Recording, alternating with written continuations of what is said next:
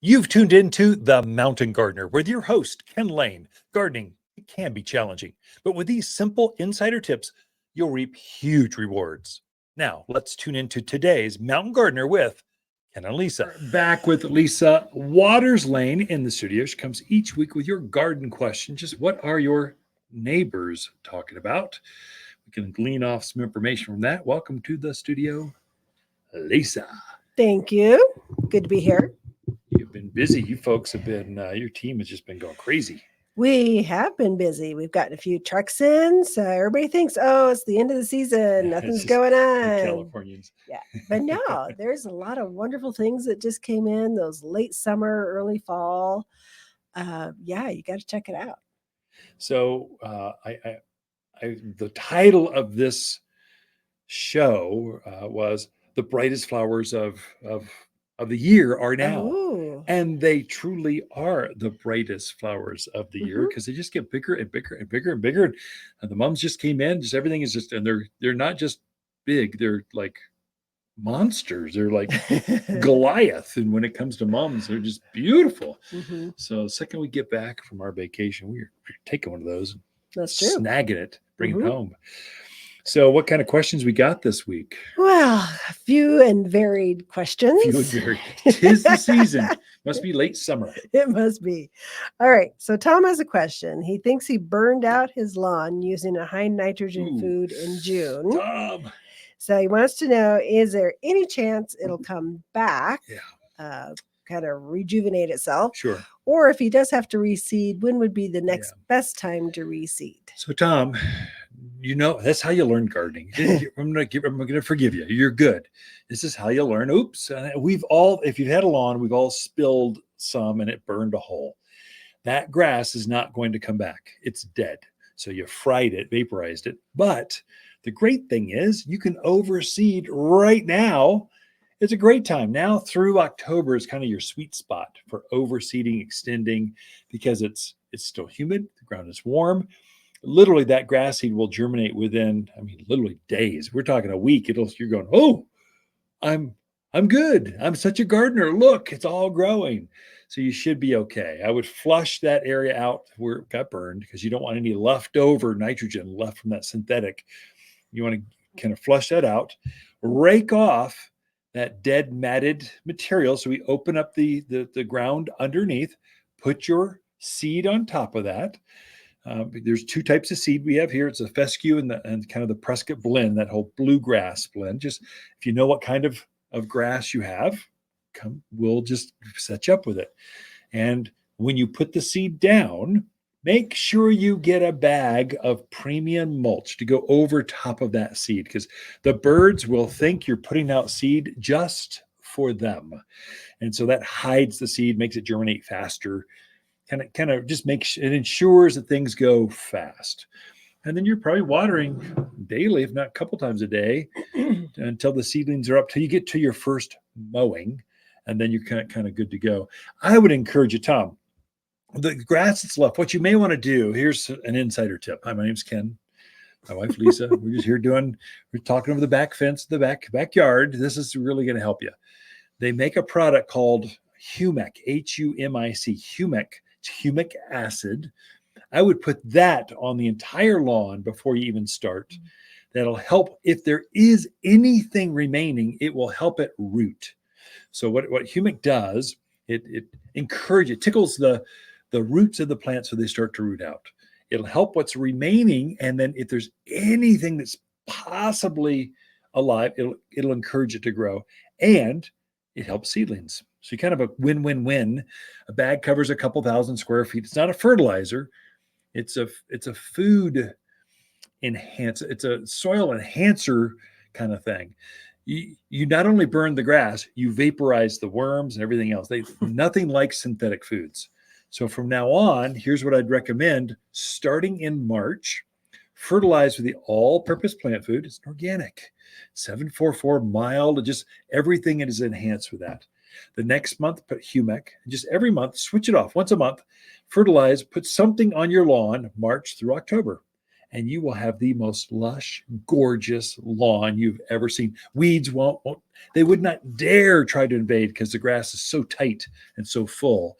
That'll help you. So when you get ready, come talk this time. We'll walk you through the process. And those products also help it root deeper. It does. So a deeper rooted lawn takes less water. Yeah, it so does. It's very Yep. beneficial to do that. Chokes out weeds. It does a lot of good stuff. So Yeah. humic helps attract worms and the beneficial stuff into your lawn. Helps aerate. You'll probably never have to aerate.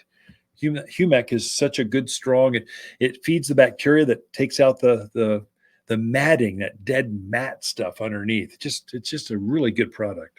It really is. And you can use it on more than just lawns. It's Well, great yeah, for but trees. Tom and doesn't shrubs. care. He I only know, wants to fix his bird but lawn. for those people that are listening, Yeah. that go, what else could I use it on? A lot of different things. Humic acid is like magic. It's like it's a great magic product. coffee grounds for the But yard. better than coffee grounds. It actually Yeah. works. Yeah. Okay. Next question is, I forgot to write down. Oh, Linda. So she moved into an existing home that had apple trees already on it. Yeah. Was concerned, just felt like the apples were small this year, plus very wormy. Yeah. Which I think it must have been a bad cutting moth year because people are complaining. But wants to know for next year, how can she really get a nice, good crop without the worms? Sure. So if you have some fruit, the fruits seem to be a little delayed, so they might be small yet, but you've got plenty of runway yet. So you've got really October. So when you're starting to harvest some of those things, especially if we're delayed a bit.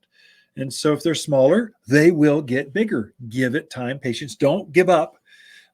Keep watering. You might even fertilize. Get a bag of the fruit and vegetable food and sprinkle that out there.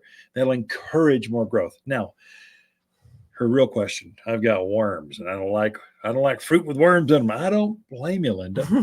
What to do? So they make that's called codling moth. It's a little tiny. It's the cutest little moth.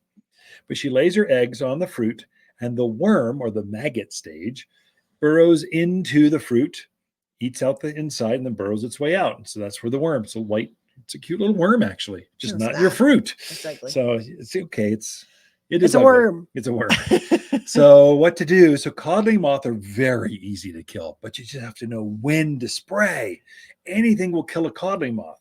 You just have to know it's all about timing. So we make a product. It's a codling moth trap. Linda, you might even come in now to get one, put it up in your tree, hang it there, and it's got a pheromone in there that attracts this little tiny moth and goes, oh, the party's in that little cardboard box. Let's all go in there. And so you'll be sitting there going, nothing's going on, nothing's happening. You've checked it for 2 weeks straight, nothing happened. And then all of a sudden this thing fills up with codling moths, little tiny moths. Then you know, oh, they're laying eggs. Spray right then. It's a monitoring system for when to spray. And you spray it with just about anything will kill off codling moth. We've got several here that are organic that'll take them right out. So apples and pears, that's what codling moth likes to eat. They don't get on peaches or nectarines or apricots or plums. They like apples and pears. So we can help you with that. So, or you can do it like your grandparents did. They marked on a calendar, and every 2 weeks they sprayed the tree. We can be smarter. We can be better. Yeah. We can definitely be better. Okay. Next question is from Hannah. She wants to know, when is the best time to start putting in her fall veggies? Oh, yeah, that's a great question, actually. I haven't checked if they started. It should be starting to come in. They're starting to arrive. The kales, the lettuces, all that kind of stuff. So Hannah, now put them in as soon as you can. As soon as something fades or doesn't even looks remotely, when that zucchini stops, he starts wilting, getting all fungally and just covered in white powdery mildew. I think you just described our zucchini thing out and put in your summer veggies. I'd say the same thing with winter flowers, pansies, violas. They're available now. As soon as anything even remotely stops, or it looks great, you just want winter color, rip them out, put them in, so they've got time to fill in and bump up. So the ground is so warm, they will grow. I mean, really fast. I mean, your broccoli, you're going to have cauliflower for Christmas dinner. You're going to have broccoli and lettuce and spinach, all those fall and winter crops right away. So Now, Hannah.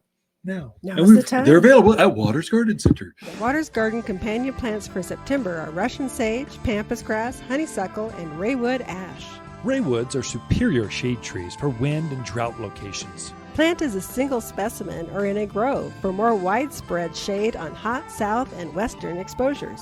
Dark green foliage forms the perfect round head with leaves that turn a magical wine red through autumn. We sell only the prettiest shade trees at Waters Garden Center. Shop in-store or online at watersgardencenter.com. For a more fruitful garden, increased success in the landscape that just feels better, then tune in daily to the Mountain Gardener podcast. Subscribe through your favorite podcast streamer or visit watersgardencenter.com.